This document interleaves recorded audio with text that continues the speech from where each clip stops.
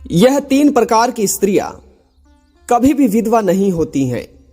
दोस्तों, आप सभी से मेरा निवेदन है, आप इस कहानी को देख रहे हैं तो इस कहानी की समाप्ति तक कहानी के साथ बने रहे।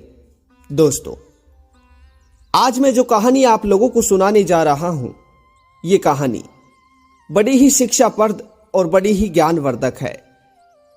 मेरा आप सभी श्रोता बंधुओं से निवेदन है कि इस कहानी के साथ कहानी की समाप्ति तक बने रहे। दोस्तों, ये कहानी एक पतिव्रता स्त्री की कहानी है। दोस्तों, इस कहानी को सुनने से आप लोगों को बड़ा ही अद्भुत ज्ञान प्राप्त होगा। और अभी तक आप लोगों ने ज्ञानवर्धक कहानी चैनल को सब्सक्राइब नहीं किया तो अभी इस चैनल को सब्सक्राइब कर लीजिए। आइए, आप सभी का ज्यादा समय बर्बाद ना करते हुए आज की इस कहानी को शुरू करते हैं। दोस्तों, एक बार किसी गांव में मायावती नाम की एक पतिव्रता स्त्री रहा करती थी। दोस्तों, मायावती के जीवन में बहुत कष्ट थे, बहुत संकट थे, क्योंकि मायावती के घर में मायावती और इसका एक पति रहा करता था। परंतु उस बिचारी के जीवन में दुख केवल यही था कि उसके पति को एक ऐसा रोग था जो ना तो काटने से कट रहा था और ना ही किसी वेद की दवाओं से दूर हो रहा था। श्रोताओं, मायावती के पति को उसके पुराने पापों की वजह से भगवान की तरफ से कोड़ों का रोग मिला था। यानी कि पतिव्रता स्त्री मायावती के जीवन में उसका जो पति था, उसके पति को कोढ़ की बीमारी थी। और कोढ़ की बीमारी ऐसी थी जिसकी वजह से उसके शरीर से दुर्गंध आती थी और शरीर की चमड़ी फट फट कर खून निकला करता था। श्रोताओं, अपने पति की इस दुर्दशा को देखकर बिचारी मायावती बहुत दुखी होती थी, परंतु आखिर वो क्या भी कर पाती थी। वो भगवान से खूब प्रार्थना करती कि हे ईश्वर, अगर आपको यह रोग देना ही था तो आप मुझे भी दे सकते थे। श्रोताओं, परंतु मायावती इतनी पतिव्रता थी कि अपने पति की इस दुर्दशा में भी वे अपने पति का साथ देती थी, अपने पति की हर बात को मानती थी, अपने पति की हर इच्छा को पूरी करती थी। श्रोताओं, इस तरह से मायावती अपने पति का ख्याल बहुत ही अच्छे से रखती थी। मायावती अपने पति के जीवन में कोई भी दुख और कोई भी कष्ट नहीं आने देती थी। श्रोताओं, मायावती अपने पति की इस दुर्दशा को दूर करने के लिए और अपने पति को कोढ़ों की इन बीमारी से दूर करने के लिए कई सारे प्रयास करती है, परंतु उसका हर प्रयास विफल हो जाता है। श्रोताओं, इसी तरह एक दिन की बात है, मायावती अपने घर में कुछ काम कर रही थी। तभी मायावती का पति अपने घर के बाहर रास्ते में बैठा हुआ था।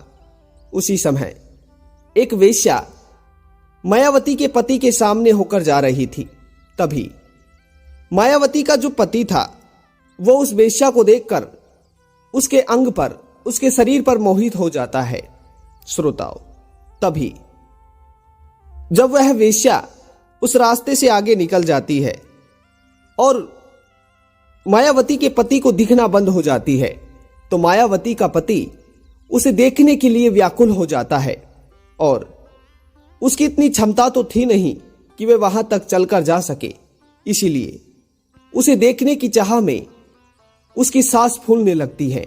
श्रोताओ, अपने पति की फूलती हुई सांसों को देखकर मायावती अपने घर के काम को छोड़कर भाग कर आती है और अपने पति के पास आकर कहती है, अजी, आपको क्या हुआ है? दोस्तों, तभी मायावती का पति कहता है, सुनो, मुझे कुछ नहीं हुआ है, तुम मुझे घर ले चलो, ऐसे जीने से बदतर तो मरना ही ठीक है। श्रोताओ, तभी मायावती कहती है, अजी सुनो, भला तुमको क्या चाहिए और जो भी तुम्हें चाहिए तुम मुझसे बोलो, मैं आपको अवश्य लाकर दूंगी, क्योंकि आप ही मेरे प्राणनाथ है, और मैं आपके ही पीछे आई हूं। मेरा सारा जीवन आपके ही पीछे है। अगर आप दुखी हो तो मैं भी दुखी हूं, अगर आप सुखी हो तो मैं भी सुखी हूं। श्रोताओं, कहते हैं कि पतिव्रता स्त्री वही होती है जो अपने पति का सुख और दुख में साथ दे। दोस्तों, तभी मायावती का पति मायावती से कहता है, सुनो, जो चीज मुझे चाहिए वो चीज तुम तो क्या, इस संसार में कोई भी नहीं दे सकता। दोस्तों, तभी मायावती कहती है, सुनो, मैं एक पतिव्रता नारी हूं और मैं आपकी बात का सम्मान करती हूं। आप मुझे एक बार आदेश देकर देखिए, अगर मैं आपके उस आदेश को पूरा नहीं कर पाई तो मैं यहीं जलकर भस्म हो जाऊंगी। श्रोताओं, अपनी पत्नी की ऐसी तेजस्वी बातों को सुनकर मायावती का पति मायावती को सारा सच बताता है और कहता है कि मेरा मन एक वेश्या पर आ गया है और मैं उससे मिलना चाहता हूं, उसके साथ एक रात बिताना चाहता हूं। दोस्तों, तभी मायावती अपने पति से कहती है, हे प्राणनाथ, अगर ऐसी बात है और आप उस वेश्या से मिलना ही चाहते हो तो ठीक है, मैं आपको उससे अवश्य मिलवाऊंगी, बस मुझे कुछ समय चाहिए। दोस्तों, उसके बाद में मायावती अपने पति से कहती है, वादा करती है, और फिर दूसरे दिन सुबह जल्दी 4 बजे उठकर उस वेश्या के घर के बाहर जाकर झाड़ू पोछा लगा देती है और एक मिट्टी का टीला लेकर मिट्टी से उस वेश्या के घर के बाहर लीप देती है। श्रोताओं, इस तरह से फिर दूसरे दिन वापस उस वेश्या के घर सुबह जल्दी जाकर मायावती वापस झाड़ू लगाती है और उस वेश्या के घर के बाहर रंगोली मांड कर आ जाती है। श्रोताओं, इस तरह से लगातार 4-5 दिन मायावती रोज सुबह वेश्या के उठने से पहले ही वेश्या के घर के बाहर जाकर झाड़ू पोछा लगाती है और वापस आ जाती है। दोस्तों, एक दिन वेश्या जब सुबह उठती है तो वह अपने घर के बाहर अच्छी रंगोली और घर के बाहर झाड़ू लगी हुई देखती है। तो मायावती अपने नौकरों के पास जाती है, तो वह वेश्या अपने नौकरों के पास जाती है और अपने नौकरों से कहती है, मैं बहुत खुश हूं और जिसने भी आज मेरे घर के बाहर झाड़ू लगाया है और रंगोली बनाई है, मैं उसकी कोई एक इच्छा पूरी करूंगी।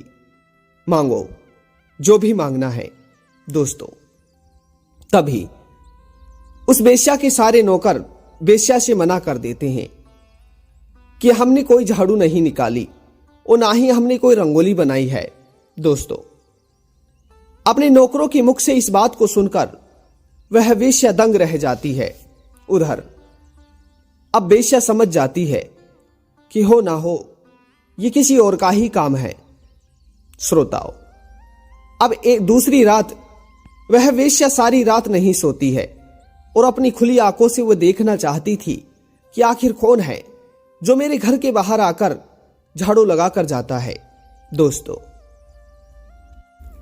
फिर उस रात वेश्या पूरी रात्रि जागती है और सुबह 5 बजते ही देखती है कि एक ब्राह्मणी आती है और मायावती नाम की एक ब्राह्मणी आकर उसके घर के बाहर झाड़ू लगाती है। दोस्तों, मायावती ब्राह्मणी को झाड़ू लगाते देख वेश्या जाकर उसके हाथों को पकड़ लेती है और उसके पैरों में गिरकर कहती है कि हे ब्राह्मणी, आप मुझ जैसी पापनी के घर पर झाड़ू लगा रही हैं। मेरे ऊपर इतना बड़ा पाप मत लगाइए, वरना मैं और भी ज्यादा पाप की भागीदारी बन जाऊंगी। श्रोताओं, तभी ब्राह्मणी कहती है कि हे वेश्या, मुझे तुमसे एक छोटा सा काम है और उसी ही काम की वजह से मैं तुम्हारे घर के बाहर आकर झाड़ू लगाती हूं। श्रोताओं, तभी ब्राह्मणी मायावती उस वेश्या को सारी बात बताती है और कहती है कि मेरे पति एक रात्रि तुम्हारे साथ बिताना चाहते हैं। दोस्तों, वेश्या ब्राह्मणी मायावती की इन बातों को सुनकर मना नहीं कर पाती है। श्रोताओं, तभी वे वेश्या मायावती से कहती है, सुनो, अगर ऐसी बात है और तुम एक पतिव्रता स्त्री होने का धर्म निभाना चाहती हो, अपने पति की इच्छा पूरी करना चाहती हो, तो अभी तुम अपने घर वापस चले जाओ, वरना यहां कोई देखेगा तो तुम्हारे बारे में बेफजूल गलत सोचेगा। तुम ऐसा करो, आज रात्रि होते ही अपने पति को अपने साथ लेकर आ जाना, मैं आज उनकी इच्छा पूरी कर दूंगी। श्रोताओ, अब जैसे ही रात्रि का समय होता है तो मायावती अपने पति से कहती है कि चलो, रात्रि का समय हो गया है, हमें उस वेश्या के पास जाना है। दोस्तों, तभी मायावती का पति कहता है, सुनो, भला मैं तुम्हारे साथ कैसे चल सकता हूं, क्योंकि मेरे तो पैर ही मेरा साथ नहीं दे रहे, तो मैं उस वेश्या तक कैसे पहुंच पाऊंगा। श्रोताओं, तभी मायावती अपने पति को कंधे पर लगाकर उस वेश्या के घर की ओर जाने लगती है। दोस्तों, बीच में एक घना जंगल पड़ता है और उसी जंगल में एक महापुरुष ऋषि तपस्या कर रहे थे। उसी समय उसी रास्ते से मायावती अपने पति को पीठ पर लदाकर वेश्या के घर की ओर लेकर जा रही थी। दोस्तों, तभी वेश्या वह मायावती उस ऋषि के बगल में होकर गुजर रही थी, तो मायावती का पैर उस वेश्या के उस संत के कंधे पर लग जाता है।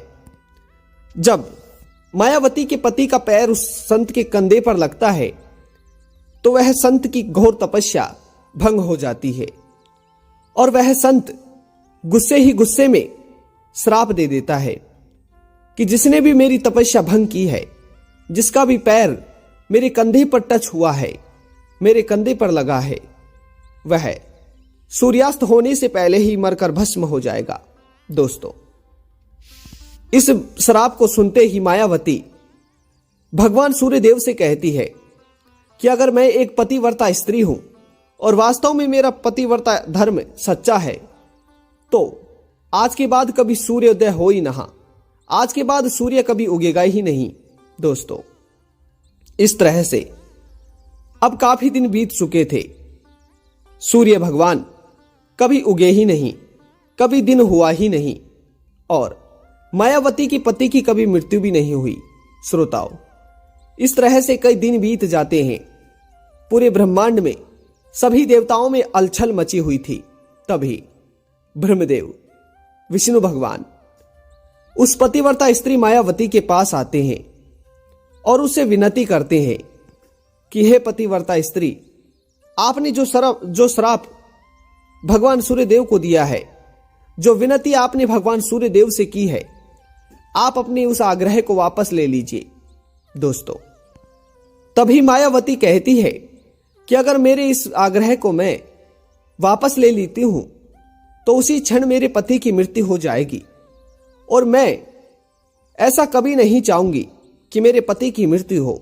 दोस्तों, तभी भगवान ब्रह्मदेव पतिव्रता स्त्री उस मायावती से कहते हैं कि हे पतिव्रता स्त्री, अगर वास्तव में तुम्हारा पतिव्रता धर्म सच्चा है तो मैं तुमसे वादा करता हूं कि जैसे ही सूर्योदय होगा और तुम्हारे पति की मृत्यु होगी तो उसी समय तुम्हारा पति पुनः उस अपने इस श्राप से मुक्त होगा और ये फिर से एक स्वस्थ पुरुष बनेगा और एक सुंदर पुरुष बनेगा।